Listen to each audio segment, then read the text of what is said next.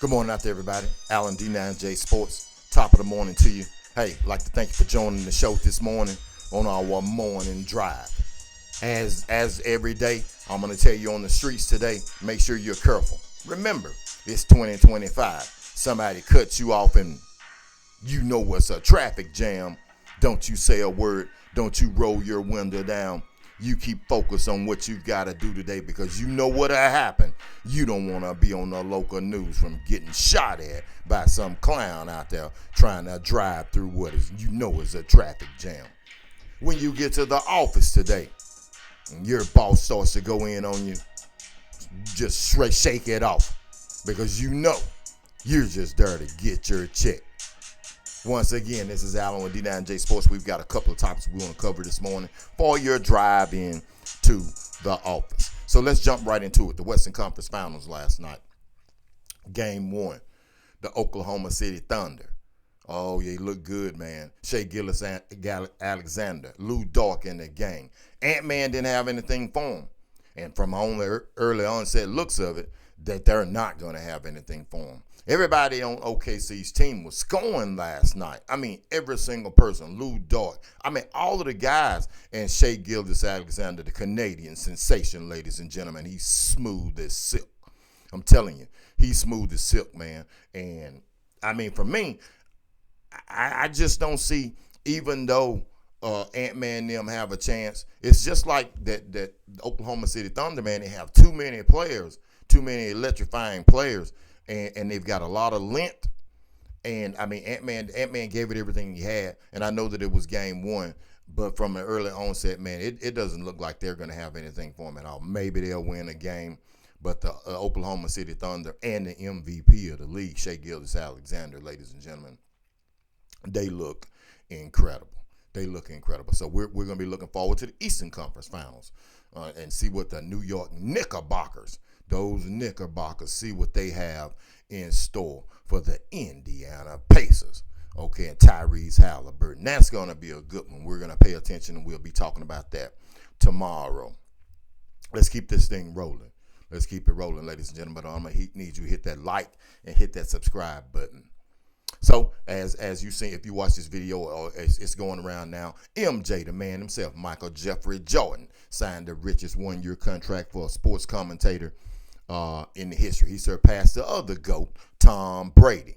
Tom Brady was getting 37.5 million, and MJ got an astonishing $40 million, which really, for MJ, 40 means a lot of money, but MJ already is a billionaire. So what does this do for the NBA? What does it say? Well, for me, it tells you a lot. When you got the two GOATs, you got MJ, he's back. You got Tom Brady, he's there. I think that they both were trying to set a new precedence and try to clean up the game from the commentary standpoint. Now, when it comes to MJ, we all know, man, it doesn't matter who you are. When MJ is going to be talking basketball, I mean, you're going to have to listen. What are you going to do not to? I mean, it's got to be something wrong with you if you're not really going to pay attention to what MJ has to say. If you're going to listen to some, I'm not going to say any names. You're going to listen to some journeyman, or you're going to listen to, to be honest, if you're going to listen to some chick sit up and talk about the NBA, yeah, well, and MJ talking about it. That's that. I'm telling you, it goes deeper. It goes a whole lot deeper than just some of the guys commentating on sports. MJ, with his presence and his not, what do you think one of the women are going to say? You think they're gonna start arguing with MJ like they do Stephen A? Do you think that one of those women on the panel are going to start arguing with MJ about some basketball? You better stop. You think Kendrick Perkins, and I like Kendrick, he's running 409, but you think Kendrick is going to question what MJ has to say? No. Now I will tell you that Charles Barkley and MJ, even though they used to be friends, that would be a heck of a topic to listen to them two talk about and debate basketball. It surely would. But MJ returned, ladies and gentlemen. Now, what's going to be next? Is Tiger Woods going to come? Is Tiger Woods going to go into the booth and start doing golf? So it's great, man, because you got the greats, man. It's changing the narrative, man. It's definitely changing the narrative. So, hey, let's keep this thing going. Now, remember what I told you about that person in the office and you're walking down the hallway and they continue to want to speak? Did you do what I asked you to do yesterday? See, because if you just keep speaking to them over and over again, they're going to stop that. And if you don't know what I'm talking about, all of us out there, we've got somebody that works in the office or wherever we work at. You could work at a chemical plant or you work at Walmart. It doesn't matter, man. You work at a law office. Somebody at your job always wants to speak. They're so happy-go-lucky no matter what goes on, and you get sick of it after you spoke to them one time. But if you done, like I said, you speak to them over and over again until the point where they don't want to speak to you. Okay? Now, when you go to that meeting and you wonder, why we keep having all these meetings?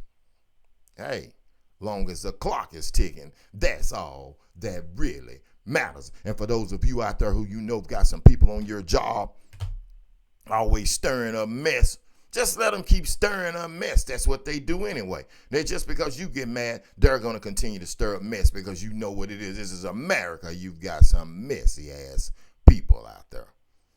Let's keep this thing rolling. Once again, every day I'm going to tell you about the fight coming up, and the closer it gets, I'm going to tell you that I'm going to keep telling you that I don't know who the hell is going to win the fight. I don't know who the hell is going to win the fight, but we're going to get into that a little bit more on the weekend. We're going to go into it in depth. We're going to do a whole show about the bout between Saul Canelo Alvarez and Terrence Crawford. We're going to definitely get into that. Now, as we move forward, ladies and gentlemen, as I told you yesterday, I had a new member join the 409 D9Jsports training group by the name of Trevor Beatty. Young man's going to be going into the 11th grade. He was a JV quarterback. No, he's going to be going to the 10th grade. He was a junior varsity quarterback last year as a freshman. So he's going to be battling it out with another young man, Major Armstrong. So they're going to be battling it out. Major he played cornerback, but he was in the 9th grade on varsity last year, so they're going to be battling it out.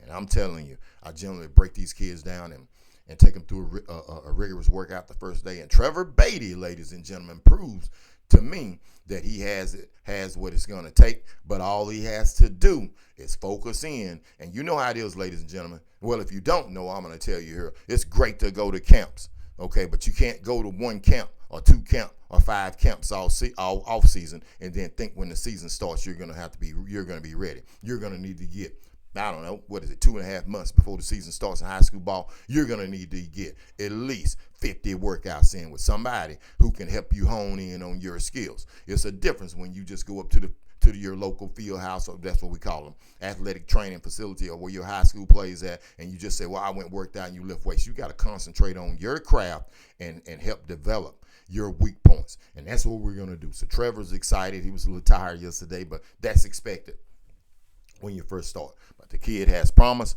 I'm going to introduce you to him. I'm going to introduce him on the show to you coming up pretty soon, and you're going to get to see him. I'm here to tell you, my thing is, I say it all the time, if you want to be great, if you want to be mediocre, go to the rest. If you want to be great, come to D9J Sports. So I will tell you here first, within the next year or so, you're going to hear all the college scouts talking about a young man named Trevor Beatty from the 409. We've got a lot of phenoms around here, and he's definitely going to be one of them, and we're going to put our stamp on him and make sure that he does everything that he has to do to be a quarterback, not an option quarterback, not a pistol quarterback, not a old school. We're going to make him a real quarterback.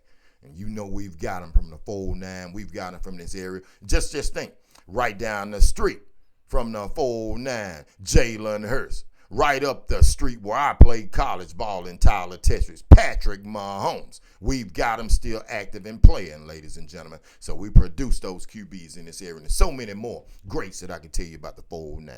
So, once again, I want you to make sure you're careful out there on the highway. Make sure you're careful, because I'm telling you, you don't want to have to talk to the popos about why you pulled your pistol on somebody because they cut you off. Alan with D9J Sports. I'm definitely out. We'll see you tomorrow.